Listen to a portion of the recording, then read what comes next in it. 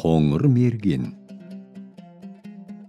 Ерте заманда қоңыр деген мерген болыпты.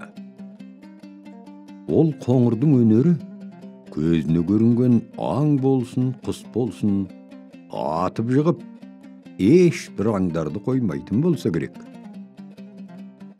Бұл қоңырдың атқан аңының ішінде неше түрлі обал тиетін, зиянсыз хайуандардың қарғысы тиіп, қараптан қарап жүріп,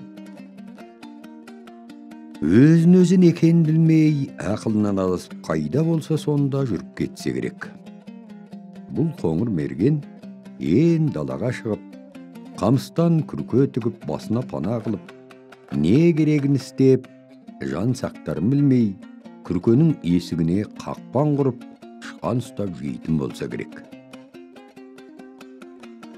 Бір күні қоңыр ерте тұрып қақпанын қараса, бір түлкі түсіп қалыпты. Ол кезде қоңыр мына сөзді айтады: «Жә, түлкім, сен қайдан келдің? Сені сояйын да теріңді алып етіңді жеймін» деп. Дүкең жаман сасып: «Ағатай, мені қоя бер, мен сізге бір жақсылық қылармын, мені қоя беріңіз» десе, қоңыр қоя беріпті. Түлкі қош деп жүріп кетсе керек. Түлкі босай салып, Қанжар деген ханға барып: «Мені сізге қоңыр деген мерген жіберді. Бұл бай баласы атағы жер арған, мал басы жер үстіне сыймай жатыр. Сізден сұрағаны бар». Онда Қанжар хан айтады: «Қоңыр не сұрады?» Түлкі айтады: «Сіз қоңырға қызыңды бер, қоңыр сізге дүние малын береді. Және ертең қоңыр күйеуіңіз келеді. Сіздер күтіп тұрыңыздар» деп түлкі шу деп жүріп кетеді. Неше күн жол жүріп қоңырға келіп: «Қазір жүріңіз, сізді Қанжар хан қонаққа шақырды, жүріңіз» деп ертіп алып жөнеледі. Бір ай жол жүріп, ханның қаласының қасында үлкен дария бар екен. Бер жағына қоңырды тастап ханға барып: «Сіздің күйеуіңізді жау тонап кетті. Ар жақта халсыз болып сізге алып келе жатқан алтын күмісін, өзінің киген киімін түк қоймай алып кетті. Өзі жалаңаш отыр. Қазір жақсы киім бер. Жаман киім болса арланып кимейді» деп жақсы киім алып түкең жөнеледі. Ар жақтағы қоңырға бар: «Жә, қоңыр, қазір жылдан бол, ханға қонаққа барамыз» деп. Қоңыр қорқып жүрмей қойыпты. Сонан мерген жүрмеген соң түлкі жортып ханға келеді. Мерген мекеніне кетеді. Хан айтады: «Күйеу қайда?» Түлкі айтады: «Күйеуіңіз өзінің қаласына кетті. Сізге аса қатты өкпесі бар». Хан айтады: «Не өкпесі бар?» Түлкі айтады: «Өкпесі мынау.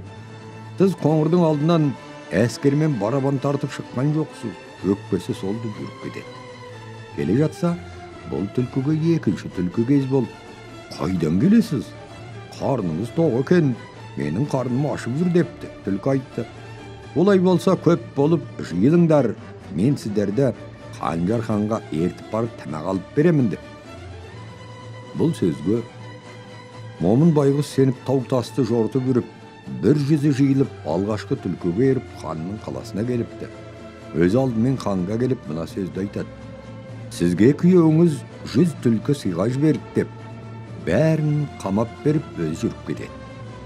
Келе жатса, бір тоғайда бір аю кез болыпты. «Түкі, қайдан келесіз? Өзіңіз семізсіз ғой, мен арықтап тамақ таба алмай қарным ашып жүрмін» деп. Түлкі айтады: «Маған көбірек болып жиылып еріп жүріңіздер, Қанжар ханға барып тоямыз» деп ертіп ала жөнеледі. Ханға келіп: «Мына қанша аюды сізге қоңыр күйеуіңіз сыйға беріп жіберді» деп қамап беріпті. Сонда хан ойласа керек: «Күйеуім бай екен» деп.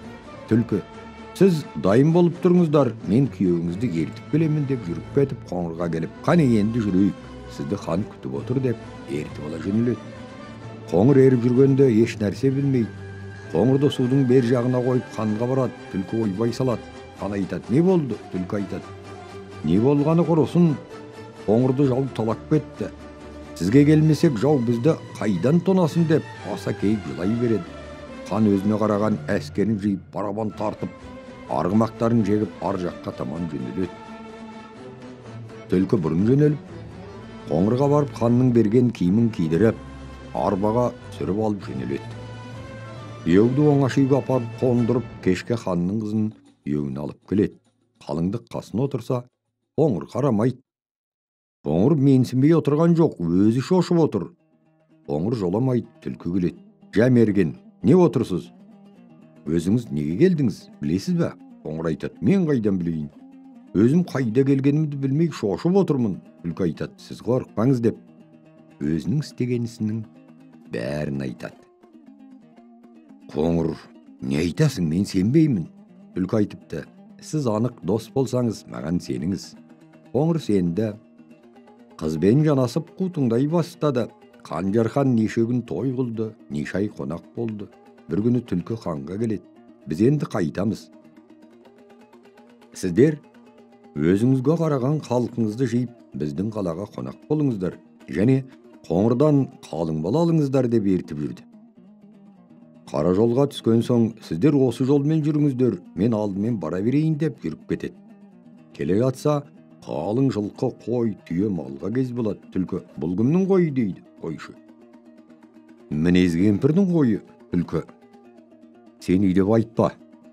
Осы жолмен қалың жау келеді. Мінез кемпірдің мал десеңіз түк қоймай талап алып кетеді. Қойшы асып-тасып, енді айтамын, түлкі. Қоңыр мергеннің малы де. Қойшы жарайды. Сөйтіп айтсам тимей ме? Тимейді. Түлкі жолмен жүре береді, хандар келеді. Қойшы, қой кімнің қойы? Қойшы айтады, қоңыр мергеннің малы. Қап апырмай, мен баймын деп жүрсем, менің күйеуім менен де бай екен деп ойлайды хан. Қоңыр күйеуде сөз жоқ. Түлкі айтқан жолда жүргенде адаммен сөйлеспей жүре бер деп. Малдан әрмен кетті. Түлкі басқа жолмен кетті. Мінез кемпірдің қаласына келеді. Кемпір, неғып жүрсің деді түлкі. Мен қашып келдім. Кемпір, неге? Түлкі. Осы жолмен қалың жау келеді. Кемпір, қайда барады? Түлкі, тура сізге келеді. Тездеп қаша көріңіз, мен сізге хабарға келдім. Кемпір, қане, мен қайда барамын? Түлкі, қане, жүре қойыңыз, мен сізге орын табамын. Екеуі жөнеледі. Бір қазған жерге келді. Түлкі айтады, қане шеше, сіз беліңізге арқан байлап, мына қазған жерге түсіңіз. Келе жатқан жау қаладан өтіп кеткен соң, мен сізді қайтадан тартып алармын деп. Мінез кемпірді қазған орға түсірді. Түлкі арқанды қоя берді. Кемпір ойбай салып жылап жатыр. Түлкі қайтып келді. Қалаға хан да келді. Құдасын қонақ қылып күтеді. Хан, бұл кімнің қаласы дейді. Түлкі, сіздің күйеуіңіздің қаласы. Хан, жарайды, көңілім жаңа ғана толды ғой деп жымың-жымың етіп отыр. Олы қалада неше ай тұрды. Кемпір орда қалды. Қоңыр малға ие болып қалада қалды. Хан қаласына қайтты. Бұл ақылды түлкі тапты. Сөйтіп Қоңыр мұратына жетті.